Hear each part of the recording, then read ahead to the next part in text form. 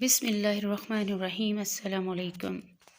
اردو زبان و قواعد کا جو سلسلہ ہم نے شروع کیا ہے اس میں آج ہم فعل اور اس کی اقسام کے ساتھ حاضر ہیں۔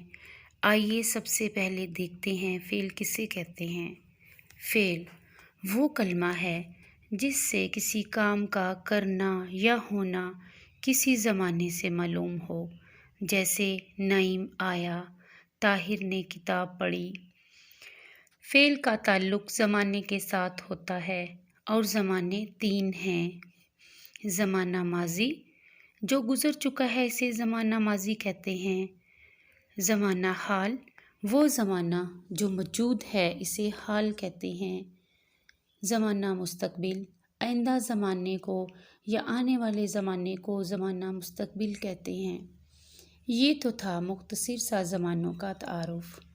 اب آئیے فعل کی مختلف اقسام کو دیکھتے ہیں۔ فعل کی قسمیں: فعل ماضی، فعل حال، فعل مستقبل، فعل مضارع، فعل امر، فعل نہیں، فعل لازم، فعل متعدی، فعل معروف، فعل مجہول، فعل تام، فعل ناقص۔ فعل کی 12 قسمیں ہیں۔ آج ہم اس ویڈیو میں فعل ماضی اور اس کی اقسام کے بارے میں پڑھیں گے۔ فعل ماضی، جیسا کہ میں پہلے بتا چکی ہوں کہ وہ فعل ہے جس میں کسی کام کا کرنا یا ہونا گزرے ہوئے زمانے میں معلوم ہو، جیسے احمد گیا، آمنہ خط لکھتی تھی۔ فعل ماضی کے جملوں کے آخر میں الف یا تھا، تھی، تھے میں سے کوئی لفظ آتا ہے جس سے پتہ چل جاتا ہے کہ فعل ماضی کا جملہ ہے۔ فعل ماضی کی اقسام: ماضی مطلق، ماضی قریب، ماضی بعید، ماضی شکیہ، ماضی تمنائی، ماضی استمراری۔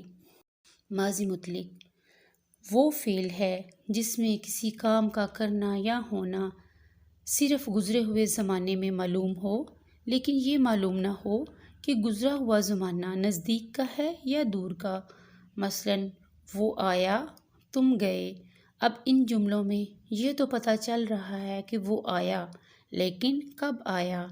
تم گئے، کب گئے، یہ پتہ نہیں چل رہا۔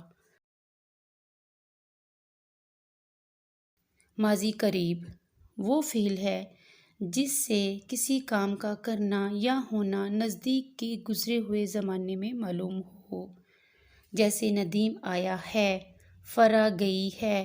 اس کی نشانی یہ ہے کہ جملوں کے آخر میں ہے آتا ہے۔ ماضی بعید وہ فعل ہے جس سے کسی کام کا کرنا یا ہونا دیر کے گزرے ہوئے زمانے میں معلوم ہو، جیسے مقیم نے لکھا تھا۔ اس کے جملوں کے آخر میں تھا، تھی آتا ہے۔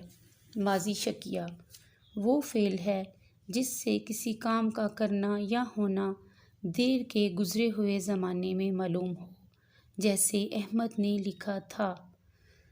ماضی تمنائی وہ فعل ہے جس سے کسی گزرے ہوئے زمانے میں کسی کام، آرزو، تمنا یا شرط معلوم ہو، جیسے کاش وہ محنت کرتا، اگر وہ آتا۔